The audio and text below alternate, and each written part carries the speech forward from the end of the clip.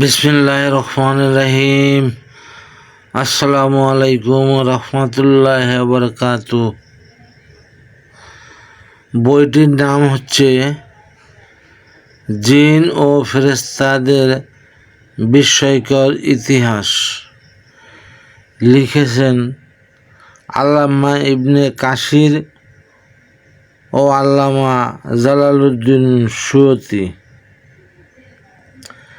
এই বইয়ের 50 পৃষ্ঠায় একটা লেখা আছে, সেটা আপনাদেরকে দেখাবো। ওটা হচ্ছে 50 পৃষ্ঠায় জিনের পুত্র সন্তান।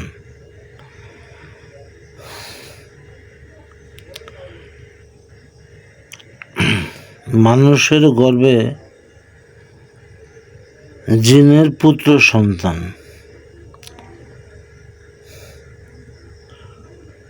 নুজহাতুল মুযাকারাহ কিতাবে বর্ণিত আছে। এখানে কিতাবের নাম উল্লেখ করা আছে।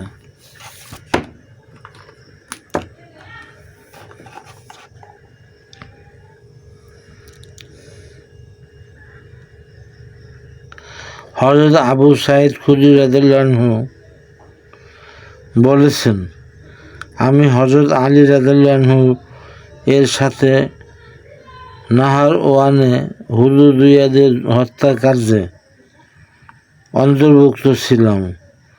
হযরত আলী রাদিয়াল্লাহু আনহু আমার কাছে তালিদকে খুঁজলেন, কিন্তু তাকে আমরা পেলাম না। তখন তিনি বললেন, তাকে খোঁজো। পরে তিনি নিজেই তাকে খুঁজে পেলেন। এরপর বলেন, কে একে জানো? অবশেষ লোকদের মধ্যে একজন বলল, আমি একে জানি, এ কাউস, এর মাও এখানে আছেন। হযরত আলী রাদিয়াল্লাহু আনহু তার মায়ের কাছে একজন দূত পাঠিয়ে জিজ্ঞেস করলেন, এর বাবা কে? সে বলল, আমি জানি না, তবে শুধু এটুকু জানি যে আমি জাহেলিয়াতের যুগে আমার কওমের বকরি পাল চড়াচ্ছিলাম। এমন সময় এক ছায়ামূর্তি এসে আমার সাথে যৌন সঙ্গম করে, যার দ্বারা আমার গর্ব হয়। এই হলো সে গর্ভেরই সন্তান। তাহলে ছায়ামূর্তি এসে তার সাথে সঙ্গম করে, তার মাধ্যমে এই সন্তান জন্ম হয়। তাহলে ছায়ামূর্তিটা কে? সে হচ্ছে একটা জিন। জিন মানুষের সাথে অহরহ মেলামেশা করছে এবং তার মাধ্যমে যে সন্তান হয়, এখানেই তার প্রমাণ।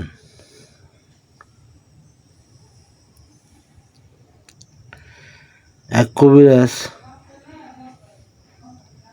আমাকে বলেছে, জিন ও মানুষের সাথে মেলামেশা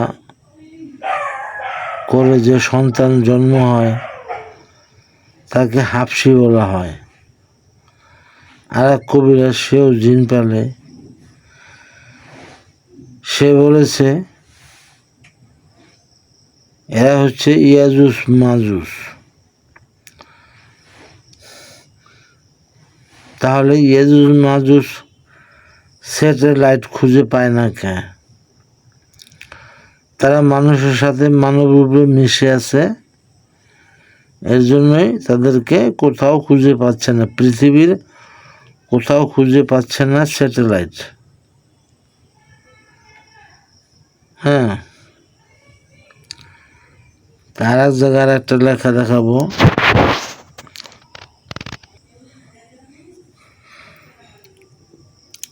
এখানে 116 পৃষ্ঠা। এই জিন ফেরেশতাদের বিস্ময়কর ইতিহাস এই বইটার 116 পৃষ্ঠায়। আমির মুয়াবিয়ার ঘটনা। হযরত মুয়াবিয়া বিন আবু সুফিয়ান রাদিয়াল্লাহু আনহু একবার তার দরবারের মুন্সিকে একটি গোপন রেজিস্টার তৈরির নির্দেশ দেন।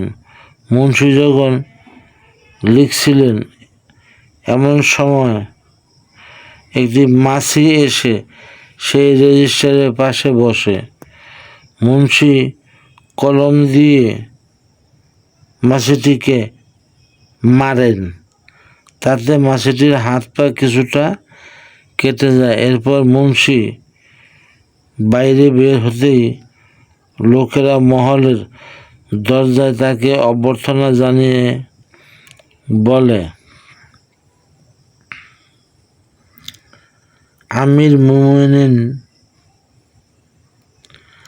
আমিরুল মোমিনিন আপনাকে দিয়ে এসব লিখিয়েছেন। তিনি বললেন, তোমরা জানলে কিভাবে? তারা বলে, আমাদের সামনে দিয়ে যে খোঁড়া হাবশী গেল, এই লোকটি আমাদের এ কথা বলল। মুন্সি তখন হযরত মুয়াবিয়ার কাছে ফিরে এসে এ কথা বলাতে তিনি বললেন, যার হাতে আমার জীবন সে সত্তার কসম, এ হাবশী হলো সেই মাছি যাকে তুমি আহত করেছিলে। তথ্যসূত্র আল আসওয়াসা ইবনে আবি দাউদ। তাহলে হাবশী লোকটা খোঁড়া হইল কিভাবে? হাবশী ওই যে কলম দিয়ে আঘাত করছে, আঘাত করার কারণে খোঁড়া হয়ে গেছে, তার হাত পাও কেটে গেছে। তাহলে হাবশী মাছি রূপ ধারণ করছে। মাছি রূপ ধারণ করে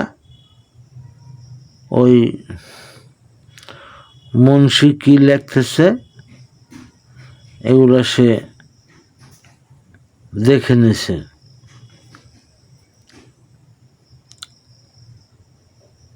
হাবশী তাহলে মাছের রূপ ধারণ করতে পারে, আবার মশা রূপ ধারণ করতে পারে।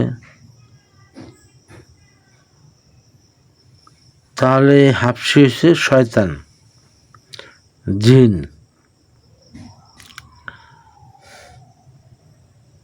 আমাকে এক কবিরাজ বলেছে, সে জিন শয়তান পালে, ব্রাহ্মদৈত্য পালে। সে বলেছে জিন এবং মানুষের মাঝে মেলামেশা হইলে যে সন্তান জন্মগ্রহণ করে তাদেরকে হাবশী বলে। আর একজন বলেছে ইয়াজুস মাজুস। তাহলে আমার যে স্ত্রী আছিল, যাকে আমি জিনপুরি বলে দাবি করি, সেই স্ত্রীর বিষয়ে ওই কবিরাজ বলেছে, নারায়ণ কবিরাজ বলেছে, আমার স্ত্রী হচ্ছে হাবশী। সে জিনের মেলামেশায় আমার শাশুড়ির সাথে জিন মেলামেশা করেছে, করার কারণে জন্ম হয়েছে। এরা হয়েছে হাবশী, শয়তান। এখানে তথ্যসূত্র হয়েছে আল আসওয়াসা ইবনে আবি দাউদ। এই হাবশী সম্পর্কে এই পুস্তকে আমি বহু জায়গায়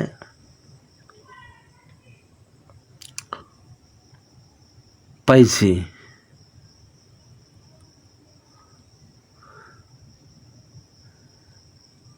এক জায়গায় আমি পাইছি, পৃথিবীর শেষ জামানায় এক হাফসি কাবা ঘরের সব পাথর খুলে নেবে, লুটপাট করে নেবে, তখন আর মানুষ কাবা ঘরে হজ করতে, উমরা করতে যাবে না।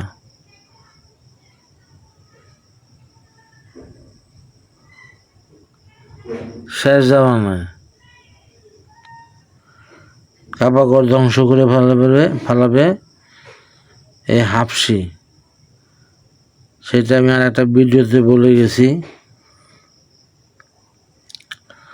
আচ্ছা, এখানে আর একটা পৃষ্ঠায় দেওয়া আছে একটা ঘটনা। মৃগী রোগীর থেকে নবীজি জিন বের করেছেন। কি লিখছে? ইবনে আব্বাস রাদিয়াল্লাহু আনহু থেকে বর্ণিত, একবার এক মহিলা তার ছেলেকে রাসূলুল্লাহ সাল্লাল্লাহু আলাইহি সাল্লামের কাছে নিয়ে এসে বলেন, হে আল্লাহর রাসূল, আমার এই ছেলেটি পাগল এবং এর পাগলামি সকালে সন্ধ্যায় ওঠে হুজুর, এ আমার জীবন দুর্বিষহ করে তুলেছে। তখন নবীজি ছেলেটির বুকে হাত বুলিয়ে দেন এবং তার জন্য দোয়া করেন। ফলে সে বমি করে ফেলে। বমির সাথে তার পেট থেকে একটি কালো কুকুরছানা বের হয়ে পালিয়ে যায়, যা আসলে ছিল কুকুরছানা রূপী জিন। তথ্যসূত্র মুসনাদে আহমদ, দারিমি, তাবারানী, আবু নুয়াইম, দালাইলুন নবুওত, বাইহাকি, দালাইলুন নবুওত। তাহলে এই যে তাহলে মানুষের গর্ভে যদি জিন, ছেলে মানুষের গর্ভ, ছেলে মানুষের পেট থেকে যদি কুকুরছানা, জিন কুকুরছানা রূপে বের হতে পারে, তাহলে মহিলা মানুষের গর্ভে সন্তান রূপেও থাকতে পারে জিনেরা। তা আমার শাশুড়ির গর্ভে ওই আল্লাহ আক্তার হামিদা জিন সন্তান রূপে ছিল এবং সে মানুষ রূপে জন্মগ্রহণ করে। এটা অস্বাভাবিকের কিছু না।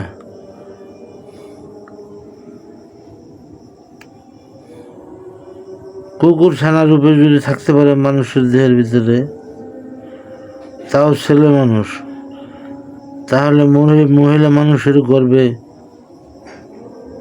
জিন সন্তান রূপে থাকতে পারবে না কেন?